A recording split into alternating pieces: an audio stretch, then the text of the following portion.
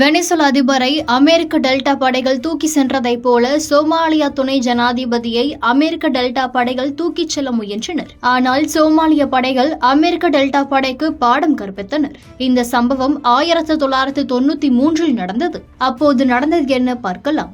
சமீபத்தில் வெனிசுலா அதிபர் நிக்கோலஸ் மதுரோவை அமெரிக்க டெல்டா படையினர் வெனிசுலாவுக்குள் புகுந்து சிறைப்படுத்த சென்றனர். வெனிசுலா மீதிருந்த பல வருட பகையை அமெரிக்கா சமீபத்தில் தீர்த்து கொண்டது.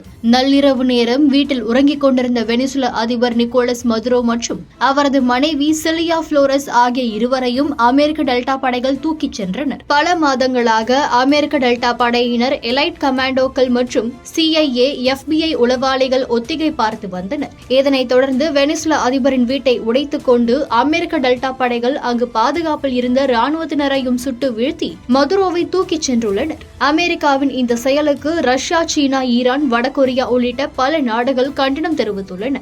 இது முதல் முறையல்ல, ஏற்கனவே இதுபோன்ற செயலில் அமெரிக்கா இறங்கியுள்ளது. 1993 ஆண்டு சோமாலியா துணை ஜனாதிபதி முகமது ஃபரா எய்டிட்டை கடத்துவதற்கு அமெரிக்க டெல்டா படையினர் முயற்சி செய்தனர். பல மாதங்கள் திட்டம் போட்டு ஒத்திகை பார்த்து சோமாலியாவில் புகுந்து துணை ஜனாதிபதியை தூக்க முயன்றது அமெரிக்காவின் டெல்டா படை. ஆனால் சோமாலிய வீரர்கள் அமெரிக்க டெல்டா படை வீரர்கள் வாழ்வில் மறக்காத ஒரு பெரும் பாடத்தை கற்றுக் கொடுத்தனர். சோமாலியாவில் நுழைந்த அமெரிக்க டெல்டா படை நுழைந்து தாக்குதலை தொடங்கியது. சோமாலிய நாட்டு வீரர்கள் பதிலடி கொடுத்தனர். இந்த அதிரடி தாக்குதலில் அமெரிக்காவின் துப்பாக்கி சுடும் வீரர்களில் 2 உட்பட அமெரிக்க டெல்டா படையில் இருந்த 18 வீரர்கள் பலியாகினர்.